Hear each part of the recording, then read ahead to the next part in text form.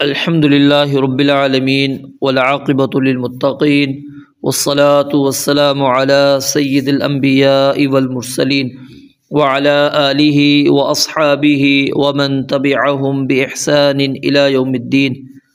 أما بعد فأعوذ بالله السميع العليم من الشيطان الرجيم من همزه ونفخه ونفثه. بسم الله الرحمن الرحيم. وما هذه الحیات الدنیا، وما اور نہیں ہے هذه الحیات الدنیا یہ دنیا کی زندگی. الدنیا یہ جو لفظ ہے اس کا معنی ہوتا ہے قریب، اور اسی طرح اس لفظ کا معنی گھٹیا بھی آتا ہے، اور یہ الدنیا کا لفظ اصل میں آخرت کے مقابلے میں بولا جاتا ہے، اور الدنیا یہ الادنا کی مؤنث ہے. وما هذه الحیات الدنیا اور نہیں ہے یہ دنیا کی زندگی الا مگر لہون دل لگی. لہون ایک دل لگی. لہو عربی زبان میں اس چیز کو کہتے ہیں جو ضروری کاموں سے دل کو غافل کر دے. دل کو جو ضروری کاموں سے غافل کر دے اس کو لہون کہتے ہیں. وَلَعِبٌ اور ایک کھیل ہے. وَإِنَّ الدَّارَ الْآخِرَةَ اور بے شک آخری گھر، لَهِيَ یقیناً وہی، الحیوان اصل زندگی ہے. اب الحیوان کا ترجمہ ہم نے اصل زندگی کیوں کیا اس کے اوپر غور کریں. پہلے تو یہ سمجھ لیں کہ حیوان یہ مصدر ہے جس طرح کہ الحیات مصدر ہے. اب یہاں پر حیوان یقیناً اس کے اندر الفاظ کیا ہیں، حروف زیادہ ہو گئے ہیں، تو حروف کی زیادتی کی وجہ سے زندگی کے مفہوم میں بھی مبالغہ پایا جاتا ہے، اور پھر اس پر الف لام لگا ہوا ہے الحیوان، تو الف لام کمال کا مفہوم ادا کر رہے ہیں، تو اس لیے ترجمہ کیا گیا اصل زندگی. لو کانو اگر وہ ہوتے، یعلمون جانتے. اللہ رب العالمین نے اس آیت مبارکہ کے اندر آخرت کے مقابلے میں دنیا کی زندگی کا بے وقعت ہونا چار طرح سے بیان کیا ہے. پہلے ہی غور کریں وما ہذہ، کہ اللہ تعالیٰ نے ہذہ کا لفظ استعمال کیا جو حقارت کے اظہار کے لیے ہوتا ہے، جیسا کہ اللہ تعالیٰ نے سیدنا موسیٰ علیہ السلام کے متعلق یہ بات فرعون کی نقل کی ہے کہ اس نے موسیٰ علیہ السلام کی تحقیر کرتے ہوئے یہ جملہ کہا تھا، ام انا خیر من ھذا الذی ھو مہین، بلکہ میں اس شخص سے بہتر ہوں. کون سا شخص؟ المہین، جو حقیر ہے. یعنی اس کے لیے ہاذا کا لفظ اس نے اشارہ کیا، ہاذا کا لفظ استعمال کیا حقارت کے اظہار کے لیے کہ نعوذ باللہ یہ موسیٰ علیہ السلام یہ حقیر ہے اور میں ان سے افضل ہوں، میں اس سے اعلیٰ ہوں. اور دوسرا لفظ اللہ رب العالمین نے یہاں پر استعمال کیا الدنیا. دنیا کا معنی جیسا کہ میں نے آپ کو بتا دیا گھٹیا، جس کے اندر دنایت اور گھٹیا پن پر یہ لفظ دلالت کرتا ہے کہ اس کی کوئی اہمیت ہے ہی نہیں. اور تیسرا لفظ اللہ تعالیٰ نے استعمال کیا لہون، یہ تو دل لگی والے، یعنی کہ دنیا کی زندگی صرف دل لگی ہے، یعنی انسان کے دل کو اس نے اصل کاموں سے، ضروری کاموں سے غافل کر دیا ہے. وَلَعِبٌ اور چوتھا لفظ اللہ تعالیٰ نے یہاں پر استعمال کیا کہ وہ کھیل ہے. یعنی اس حقیر دنیا کی زندگی کی حقیقت دل لگی اور کھیل کے سوا کچھ بھی نہیں ہے. جس طرح کہ کوئی شخص کچھ وقت کے لیے گانا بجا کر یا کھیل کود کر اپنے گھر کو واپس چلا جاتا ہے، تو یہاں پر کوئی بھی شخص ہے وہ کسی بھی چیز کے ساتھ اپنے آپ کو اس نے مصروف کر رکھا ہے جو قیامت والے دن اس کے لیے کارآمد نہیں ہو سکتی. تو یاد رکھیے وہ ساری چیزیں محض دل لگی والی ہیں اور وہ کھیل تماشا ہے، اس کے علاوہ کچھ اور نہیں ہے. اور جن چیزوں کے ساتھ وہ کھیل رہا ہے وہ بھی کھیل تماشے ہیں. مثال کے طور پر کوئی بندہ عیش و عشرت کی زندگی گزار رہا ہے لیکن اللہ تعالیٰ کی عبادت نہیں کر رہا، اس نے شادیاں کر لی ہیں، 4 اس نے شادیاں کر لی ہیں، یا اللہ تعالیٰ نے اس کو اولاد کی کثرت دے رکھی ہے، اس کے پاس سونے چاندی کے ڈھیر موجود ہیں، خزانے موجود ہیں، اعلیٰ نسل کے گھوڑے موجود ہیں، چوپائے اس کے پاس موجود ہیں، ہر قسم کے کھیتیاں اس کے پاس موجود ہیں، باغات موجود ہیں، یہ سب کے سب کیا ہیں؟ دنیا کے ہی کھیل ہیں۔ زُيِّنَ لِلنَّاسِ حُبُّ الشَّهَوَاتِ مِنَ النِّسَاءِ وَالْبَنِينَ وَالْقَنَاطِيرِ الْمُقَنطَرَةِ مِنَ الذَّهَبِ والفضة والخيل المسومة والأنعام والحرث ذلك متاع الحیاة الدنیا۔ یہ ساری چیزیں اللہ تعالیٰ نے ذکر کر کے کیا کہا؟ یہ ساری کی ساری دنیا کی زندگی کا ساز و سامان ہے۔ اللہ رب العالمین کے پاس جو ہے وہ بہتر ہے۔ یہ تمہارے پاس، تمہارے لیے یہ تمہاری عورتیں، تمہاری اولاد، یہ مال، تمہارے خزانے، یہ سونا چاندی، یہ تمہارے مال مویشی، یہ تمہاری زمینیں کچھ بھی کام آنے والی نہیں، کیونکہ تم نے ان کے ساتھ اپنی دل لگی کر لی ہے، اور دنیا میں آنے کا جو اصل مقصد ہے اس مقصد کو تم نے بھلا دیا ہے۔ اور وہ مقصد کیا تھا؟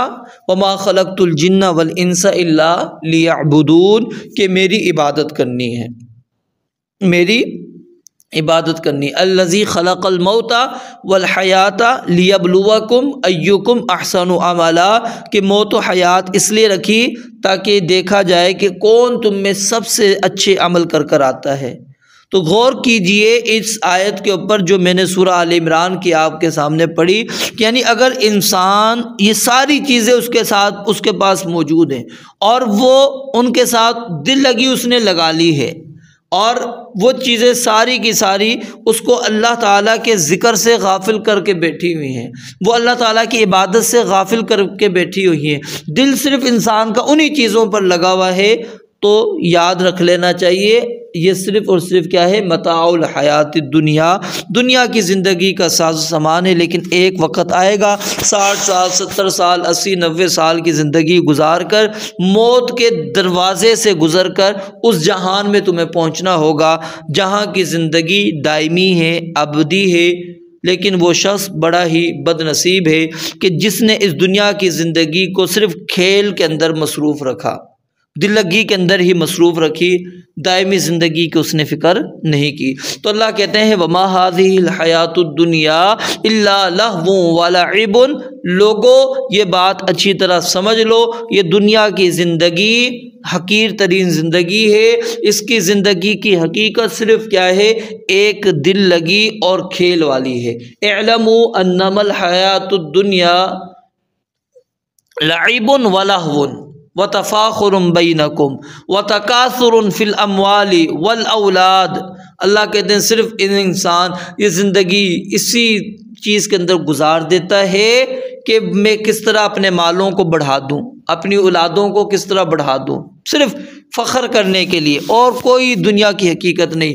نبی علیہ الصلوۃ والسلام نے فرمایا کہ اگر اللہ تعالیٰ کے ہاں لو کانت الدنیا تعدل عند اللہ جناح بعوضۃ، اگر ایک مچھر کے پر کے برابر بھی اللہ رب العالمین کے ہاں دنیا کی کوئی وقعت، کوئی اہمیت، کوئی مقام، کوئی عزت ہوتی تو کیا ہوتا؟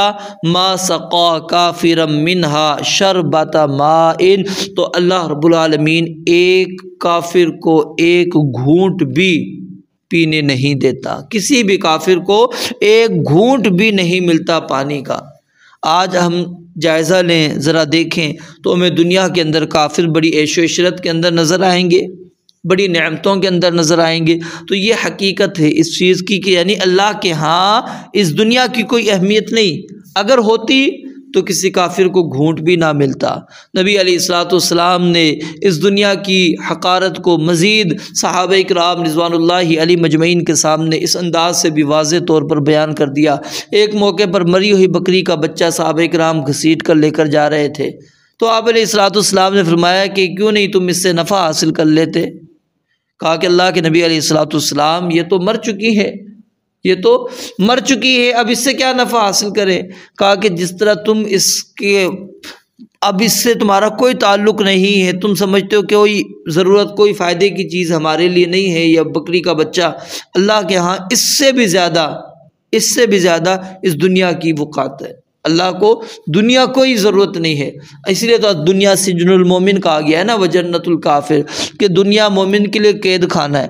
قید خانے کا مطلب یہ نہیں ہے کہ اس کو جیل میں ڈالا جائے گا، مطلب یہ ہے جب آپ نے کلمہ پڑھ لیا، آپ نے کہا کہ اللہ کے سوا کوئی معبود نہیں، اب شرک کے سارے دروازے بند، اب نہ اللہ کی ذات میں شریک ٹھہرانا ہے، نہ اللہ کی صفات میں شریک ٹھہرانا ہے، نہ ہی اللہ تعالیٰ کے اسماء و صفات میں کسی بھی انداز میں رب کا کوئی شریک بنانا ہی نہیں ہے۔ اور جب آپ نے کہا محمد الرسول اللہ، یہ جملہ آپ کو اللہ کے نبی علیہ السلام کی اطاعت کے اندر روک دیتا ہے، باندھ دیتا ہے کہ بس اب دنیا کی زندگی کے اندر اب اللہ اور اس کے رسول علیہ السلام کا ہی حکم چلے گا، عبادت اللہ تعالیٰ کی، اطاعت رسول اللہ صلی اللہ علیہ وآلہ وسلم کی۔ اب یہ ہی زندگی کا مقصد ہے، اور اس کو کیا ہے، قید خانہ کہہ دیا گیا کہ اب وہ پابندی کے اندر آ چکا ہے، اب اس کی انسان کی اپنی منمانیاں ختم، اپنی مرضیاں ختم۔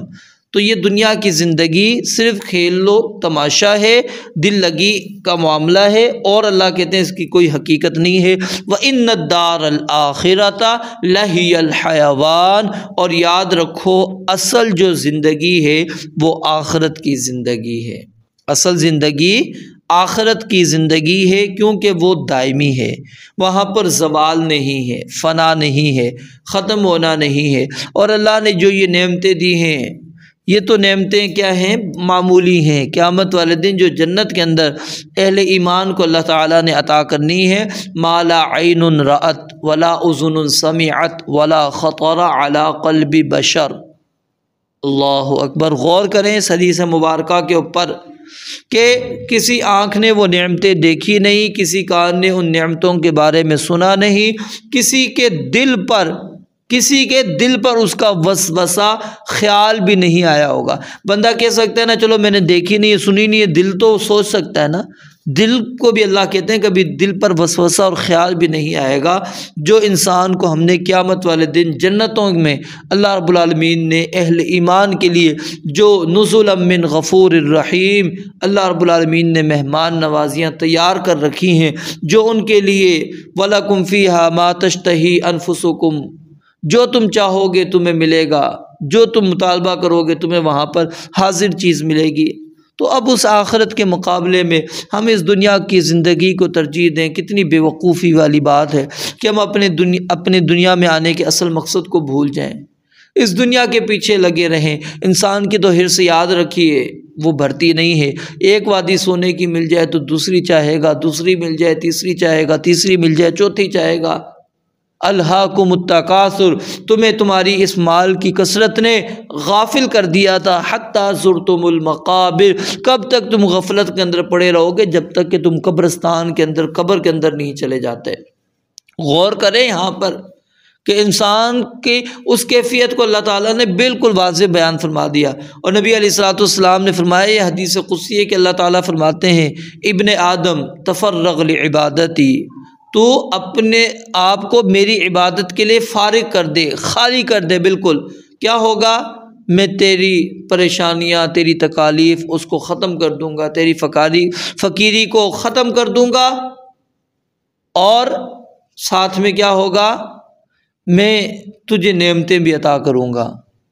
وَإِلَّا تَفْعَلْ، اور اگر تو نے ایسا نہ کیا، یعنی تو اپنے آپ کو فارغ نہیں تو نے کیا، تو میں تیری فقیری کو بھی ختم نہیں کروں گا، اور ملأت یدیک شغلا، تیرے دونوں ہاتھوں کو مشغولیت سے بھر دوں گا۔ انسان اللہ کی عبادت کے لیے فارغ ہے تو اللہ تعالیٰ اس کے کام کے اندر برکتیں عطا کر دیتے ہیں، اللہ تعالیٰ اس کو فراغت بھی دے دیتے ہیں، اور ساتھ میں مال کی فراوانی بھی ہوتی ہے۔ اور جب بندہ اپنے آپ کو اللہ کی عبادت کے لیے فارغ نہیں کرتا، پھر انسان صبح دوپہر شام رات ہر وقت کماتا رہتا ہے، لیکن اس کی وہ ضروریات اور خواہشات وہ پوری نہیں ہوتی، اس کی پوری کرنے کے پیچھے وہ لگا رہتا ہے۔ تو اللہ رب العالمین نے فرما دیا وَإِنَّ الدَّارَ الْآخِرَةَ لَهِيَ الْحَيَوَانُ کہ اصل جو زندگی ہے وہ آخرت کی زندگی ہے۔ وَلَلْآخِرَةُ خَيْرٌ وَأَبْقَىٰ آخرت جو ہے یہ بہتر ہے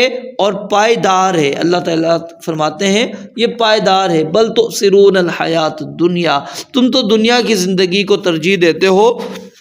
اللہ تعالیٰ کی وعدوں پر، اللہ تعالیٰ کی باتوں پر ذرا یقین کر کے دیکھو کہ آخرت وہ بہتر بھی ہے اور پائیداری بھی اس کے اندر موجود ہے۔ تو اس لیے ہمیں دنیا کے اندر رہتے ہوئے اس طرح زندگی گزارنی چاہیے جس طرح کن فی الدنیا کأنک غریب او عابر سبیل کہ دنیا کے اندر یا تو تم ایک اجنبی بن کر رہو یا مسافر کی طرح زندگی گزارو۔ اور سیدنا عبداللہ بن عمر رضی اللہ تعالیٰ عنہما پر اس حدیث کا کتنا اثر ہوا کہ وہ اپنے پھر ساتھیوں کو کہا کرتے تھے اذا اصبحت فلا تنتظر المساء واذا امسیت فلا تنتظر الصباح وخذ من صحتک لسقمک ومن حیاتک لموتک کہ موت سے پہلے زندگی سے فائدہ حاصل کر لو، بیماری سے پہلے صحت سے فائدہ حاصل کر لو، صبح میسر ہے تو شام کا انتظار نہ کرو، شام میسر ہے صبح کا انتظار نہ کرو۔ یہ صحابہ کرام رضوان اللہ علیہ مجمعین نے آخرت کو اپنا مطمع نظر بنایا تھا۔ آج ہمیں بھی تھوڑا سا اس جانب توجہ کرنے کی ضرورت ہے۔ ہم نے دیکھیں کہ کیا یہ کاروبار، یہ مال و متاع، یہ اولاد، یہ عہدہ، یہ نوکری، یہ لہون تو نہیں بن چکی ہے کہ اس نے مجھے میرے دل کو غافل کر دیا ہے اللہ تعالیٰ کے ذکر سے، عبادت سے۔ میرے پاس نماز کا وقت بھی نہیں ہے، رب کو یاد کرنے کا وقت بھی نہیں ہے، اللہ تعالیٰ کے احکامات پر چلنے کا میرے پاس وقت ہی نہیں ہے۔ تو ذرا ہمیں اپنا جائزہ لینا چاہیے۔ رب العالمین سے دعا ہے اللہ تعالیٰ سمجھنے عمل کرنے کی توفیق عطا فرمائے۔ وآخر دعوانا الحمدللہ رب العالمین۔